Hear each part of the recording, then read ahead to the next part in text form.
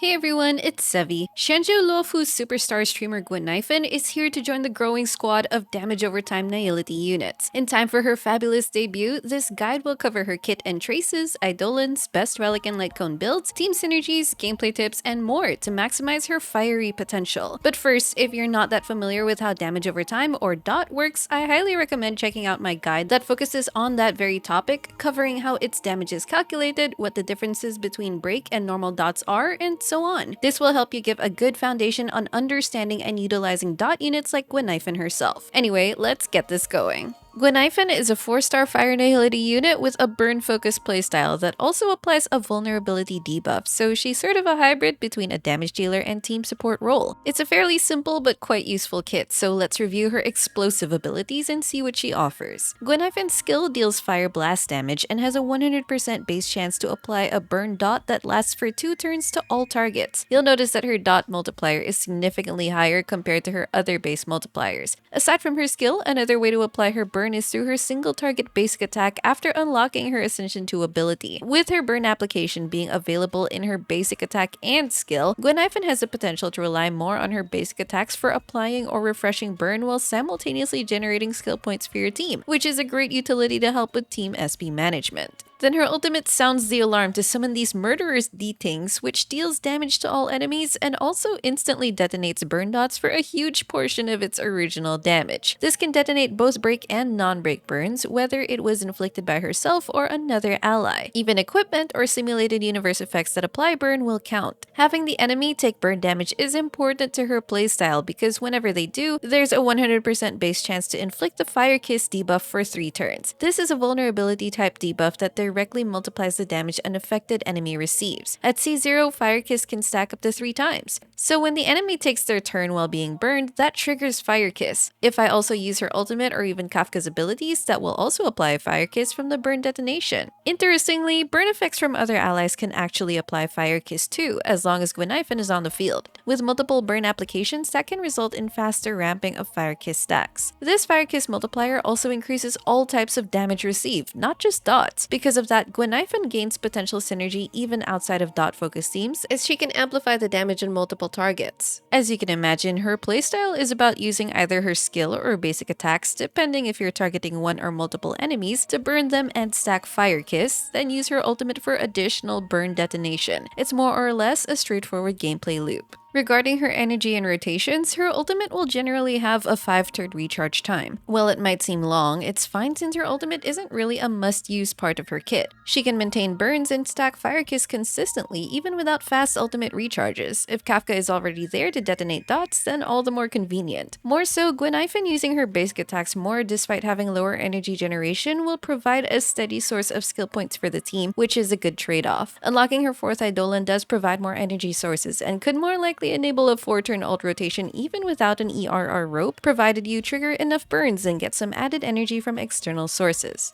Moving on, her technique initiates battle to instantly deal fire damage and inflict Fire Kiss on a random enemy target up to 4 times. Due to the randomness, the Fire Kiss stacks might be a bit unreliable if the starting wave consists of multiple enemies. Then let's quickly look at Guinaifen's Ascension bonus abilities and stat bonus traces. As discussed before, her Ascension 2 ability gives her basic attack an 80% base chance to apply burn as well, a very useful addition. For her Ascension 4 ability, she gets a 25% action advance at the start of battle. That makes it much easier for Guinaifen to move ahead of the team and enemies at the start, which can let you inflict burns and stack Fire Kiss sooner. Then for Ascension 6 ability, she deals 20% more damage to enemies inflicted with burn, a nice damage bonus that should have nearly full or permanent uptime with her burn application. For her minor stat bonuses, she gets fire damage, effect hit rate, and break effect stats. Fire damage and EHR are the most useful out of these 3, with break effects still being nice but a more situational boost. For her trace priority, her skill and talent are the most important, as those influence the burn and Fire Kiss multipliers, followed by her ultimate and her basic attack.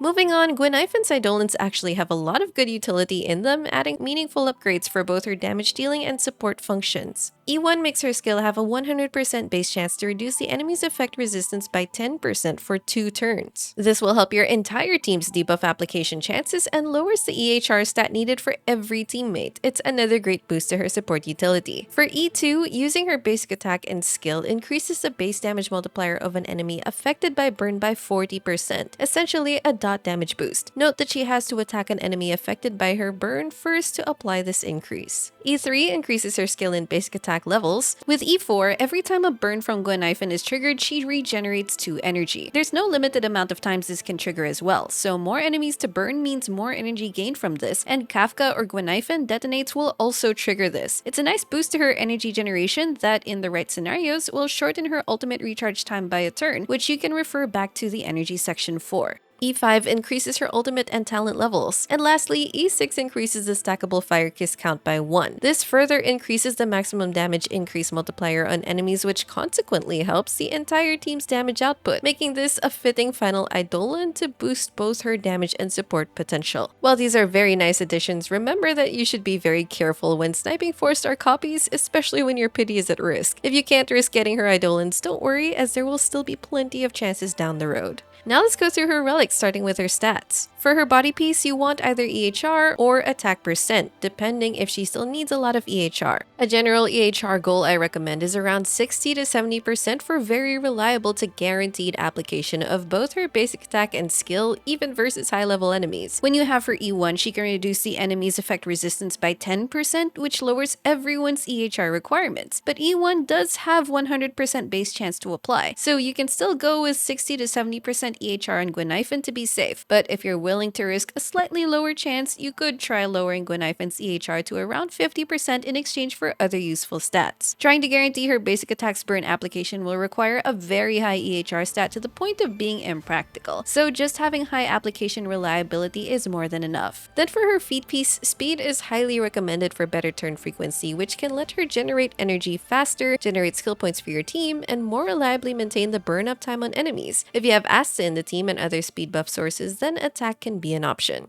For her planar sphere, you generally want fire damage boost. While you don't have one, attack is an okay option, or if you're stacking a lot of damage percent bonuses like from an S5 Good Night Sleep Well, then attack can still be a close enough viable option. Then for the link rope, you mainly want attack percent to boost both her raw damage and normal dots. While an ERR rope can help in shortening her ult recharge by 1 turn, her kit isn't super reliant on her ultimate and it sacrifices damage potential, so just boosting her damage with an attack rope is generally better. If you're also wondering about a break effect main stat rope, it's not as recommended since it relies on Guinaifen consistently breaking, which can be more situational or inconsistent. Fire's initial break damage is very strong, but the break burn isn't as potent. It's better to get break effect via substats than stick to attack percent main stat as a generally better and more consistent choice. For her substats, your main offensive priorities are getting EHR as needed to get a high range for reliable application, speed to hit relevant breakpoints, and attack for damage. Break effect is fine, but is a more situational boost.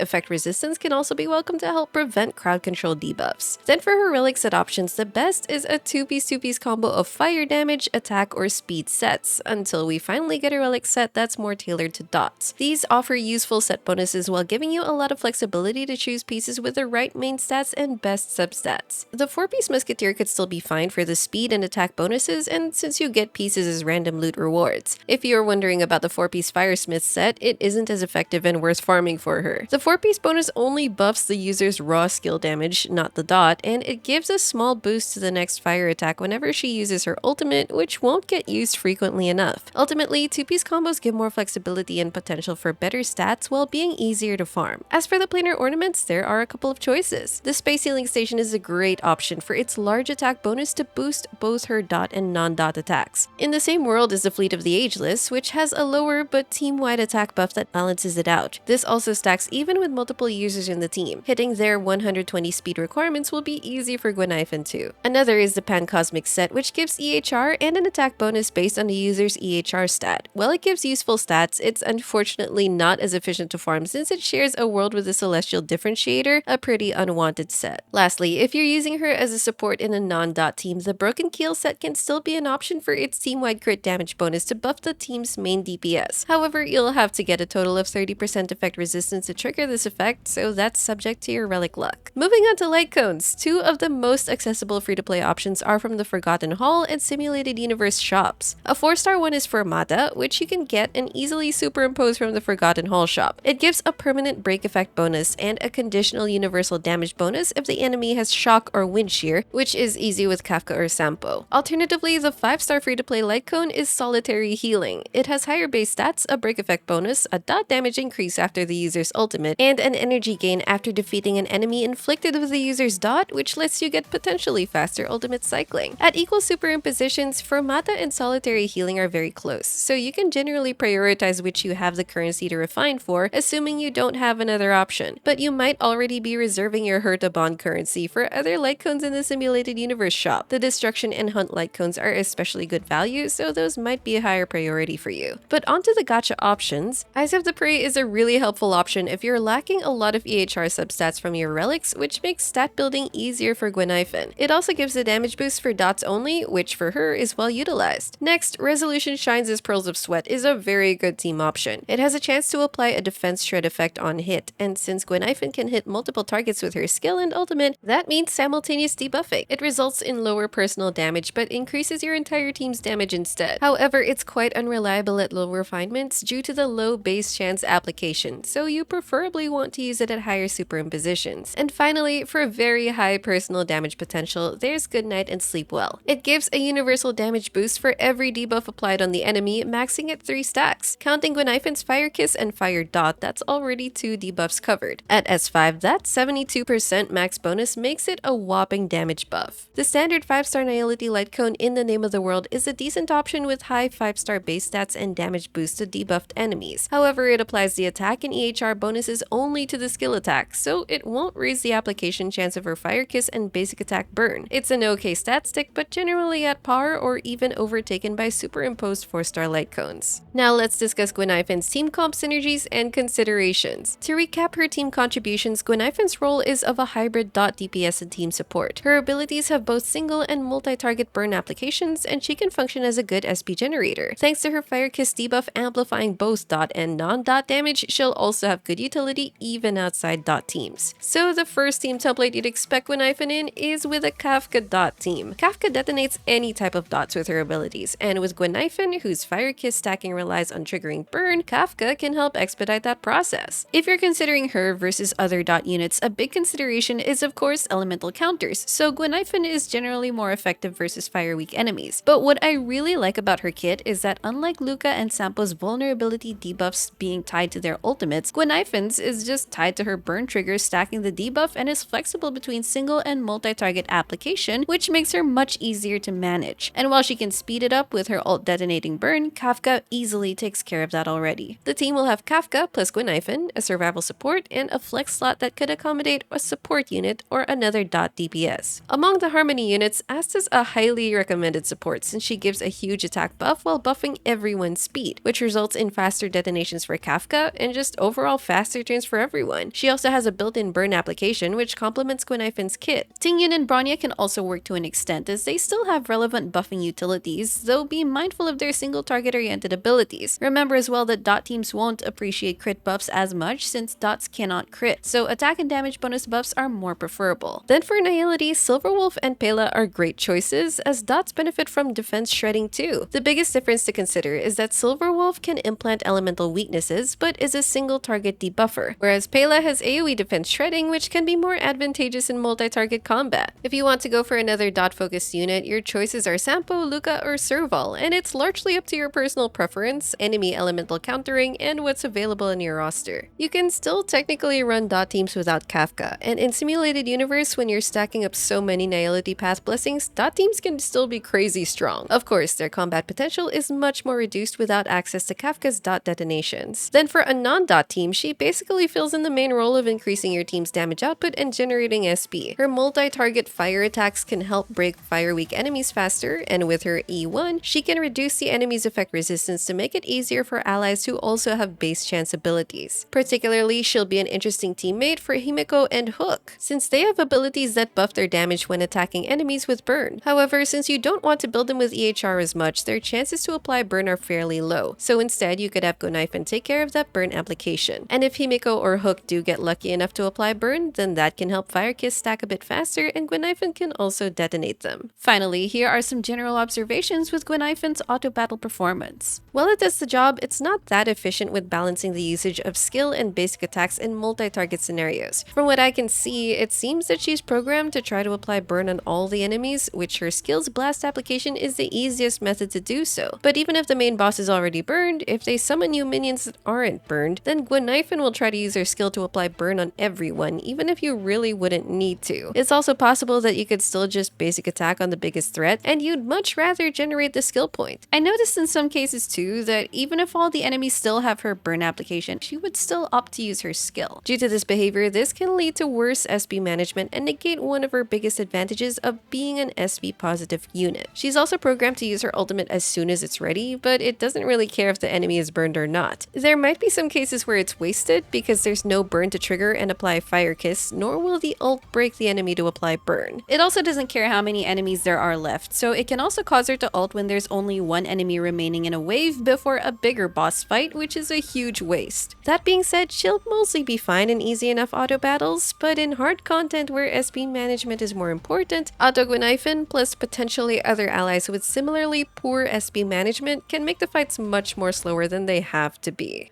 And that's it for this Guinaifen guide. She makes a nice addition to Kafka teams while also having the potential to contribute in other team templates too, not to mention her dangerously adorable swarm of D-Tings. But let me know what you think about her in the comments. If you enjoyed this video, don't forget to leave a like, consider subscribing to my channel if you haven't already, and I will see you all soon. Take care!